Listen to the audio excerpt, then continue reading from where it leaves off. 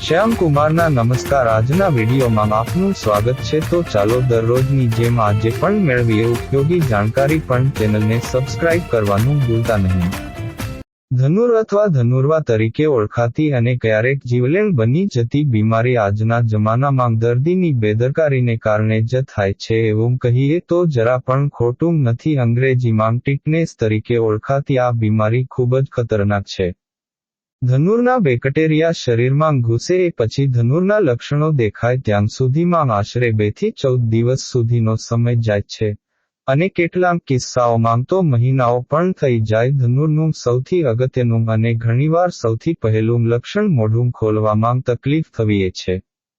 અંગ્રેજીમાં પ્લોકજો, જડબાને તાળું લાગી ગયું હોય એવું તરીકે ઓળખાતું આ લક્ષણ ધનુરના નિદાન માટે ખૂબ અગત્યનું છે. દર્દી ગમે એટલા પ્રયત્ન છતાં પૂરું મોઢું ખોલી નથી શકતો, જેને કારણે અથવા જે પછી ચાવવામાં અને ગળવામાં તકલીફ પડે છે. ઘણા દર્દીના મોં અને ગાલના સ્નાયુઓ પર અસર થવાથી દર્દીનું મોં બંને બાજુથી ખેંચાયેલું રહે છે અને દર્દી સતત સ્મિત કર્યા કરતો હોય એવો ભાસ થાય છે. નાના બાળકોમાં એ ચિહ્ન ઘણી વખત જોવા મળે છે. એ પછી ધનુર જેમ જેમ આગળ વધે એમ શરીરના જુદા જુદા સ્નાયુનો પર ખેંચાણ વધતું જાય છે. જ્યારે શરીરના બધા સ્નાયુઓ એક સાથે ખેંચાય છે ત્યારે આખું શરીર ધનુષાકાર થઈ જાય છે. જો દર્દી જમીન પર સપાટ સૂતો હોય અને બધા સ્નાયુ એક સાથે ખેંચાય તો જમીન પર માત્ર માથા અને પગની એડીનો ભાગ અડી રહે અને બાકી વચ્ચેનું આખું શરીર ધનુષાકારે અધ્ધર થઈ જાય. ધનુષાકારે શરીર ખેંચવાને કારણે જ આ રોગ ધનુર અથવા ધનુર્વા તરીકે ઓળખાય છે. જેમ જેમ બીમારી આગળ વધે તેમ તેમ આ રીતે શરીર ખેંચાવાનું, અકકડ થવાનું વધતું જાય છે. થોડીક સેકન્ડથી માંડીને મિનિટો સુધી શરીર અકકડ રહે છે. ઘણીવાર થોડો અમથો અવાજ, પ્રકાશ, સ્પર્શ કે પવન, આ રીતે શરીર અકકડ થવાની પ્રક્રિયા શરૂ કરવામાં કારણભૂત થતા હોય છે. દર્દીને પકડવાથી કે હલાવવાથી પણ આવું ખેંચાણ વધે છે. જો શરીરના અન્ય સ્નાયુઓની સાથે શ્વાસોશ્વાસના અને કંઠળીના સ્નાયુઓ પણ અકકડ થઈ જાય તો એવે વખતે દર્દીને શ્વાસ લેવાનું ખૂબ ભારે પડી જાય છે. દર્દીનો શ્વાસ રૂંધાય છે અને મોટા ભાગના કિસ્સાઓમાં આ જ કારણસર મૃત્યુ થાય છે. અમુક કિસ્સાઓમાં આખા શરીરને બદલે શરીરના અમુક ભાગમાં ધનુર થાય એવું બને છે. કાનમાં રસી થવાથી કે માથામાં, નાકમાં કે ચહેરામાં ઘા પડવાથી ક્યારેક માત્ર માથાનો જ ટીટનેસ થાય છે. ધનુર ટીટનેસ ની ખેંચ, જેમાં મોં ખોલવાની અને મોં ફાટ ખેંચવાની તકલીફો ઉપરાંત જીભ અકકડ થઈ જવાની તકલીફ થવાની અને આંખો ફરી જવાની તકલીફો જોવા મળે છે. હાથ પગના ભાગોમાં પણ ક્યારેક મર્યાદિત ધનુર થઈ શકે, અલબત્ત આવું ભાગ્યે જ થાય છે. જે બાળકની માતાએ ધનુર વિરોધી રસી સગર્ભાવસ્થા દરમિયાન ન લીધી હોય એને જન્મ પછી 1-2 અઠવાડિયામાં ધનુર થવાની શક્યતા ઘણી વધારે હોય છે. ક્લોસ્ટ્રીડિયમ ટીટેની નામના બેક્ટેરિયા જ્યારે કોઈ વ્યક્તિના શરીરમાં ઘૂસે અને ટીટેનોસ્પાસ્મિન નામનું ઝેર બનાવે ત્યારે આ બીમારી થાય છે.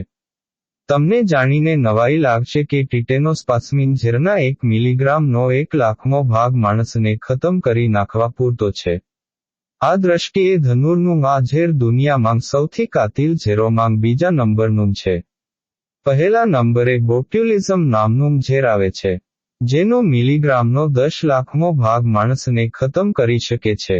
ધનુર માટે જવાબદાર બેક્ટેરિયા આપણી આસપાસના પર્યાવરણમાં ઘણે બધે ઠેકાણે મળે છે. ધૂળ, કટાયેલી વસ્તુઓ અને પ્રાણીઓના પાંચન માર્ગમાં ઠેર ઠેર ધનુરના બેક્ટેરિયા મળી આવે છે. આ બેક્ટેરિયા 2 જુદા જુદા સ્વરૂપે હોય છે. જ્યારે બેક્ટેરિયાને બહારનું વાતાવરણ પ્રતિકૂળ લાગે ત્યારે એ સ્પોર ઉર્ફે બીજ તરીકે ઓળખાતા સ્વરૂપમાં હોય છે, જે ભલભલાં પ્રતિકૂળ સંજોગોમાં પણ ટકી રહે છે. પાણીમાં આ સ્પોર રહેલ હોય તો પાણીને ઉકાળવા છતાં એનો નાશ થઈ શકતો નથી. જ્યારે અનુકૂળ સંજોગો ઊભા થાય ત્યારે આ સ્પોર માંથી બેક્ટેરિયાનું પોતાનું અસલ જીવન શરૂ કરે છે. આ બેક્ટેરિયા અચાનક ઊભા થતાં પ્રતિકૂળ સંજોગો સામે ટકી શકતા નથી અને એન્ટીબાયોટિક દવાઓથી, ગરમીથી કે રોજિંદા વપરાશના જંતુનાશકો, ડિસીઝફ્રેક્ટન્ટ થી નાશ પામે છે. ધનુરના જંતુ શરીરમાં સામાન્ય રીતે કંઈક વાગવાથી કે કરડવાથી પોલ ઊંડા ઘામાં દાખલ થાય છે અને એકવાર જે જગ્યાએ ઘૂસ્યા એની એ જ જગ્યાએ આ જંતુઓ રહે છે. જો શરીરના એ ભાગમાં ઓક્સિજન ન પહોંચે, ઊંડો ઘા પડ્યા પછી પાક થવાથી, તો જ આ જંતુ, બેક્ટેરિયા, વૃદ્ધિ પામે છે. બીજમાંથી બેક્ટેરિયા બનવા અને એક માંથી અનેક થવા માટે ઓક્સિજનની ગેરહાજરી અથવા અલ્પહાજરી ખૂબ જરૂરી છે. એટલે જ ઉપરછલ્લા ઘામાં ધનુરના જંતુ ઉછળવાની શક્યતા નહિવત હોય છે. શરીરમાં વૃદ્ધિ પામ્યા પછી આ બેક્ટેરિયા એનું કાંતિલ ઝેર ટીટેનોસ્પાસ્મિન બનાવવાનું શરૂ કરી દે છે. ધનુરનું ઝેર આસપાસ રહેલ ચેતાતંતુઓ સુધી પહોંચે છે અને ચેતાતંતુની અંદર ઘૂસી જાય છે. એક વખત ચેતાતંતુની અંદર પહોંચી ગયું એટલે આ ઝેર પોતાની કાતિલ અસર બતાવવા લાગે છે.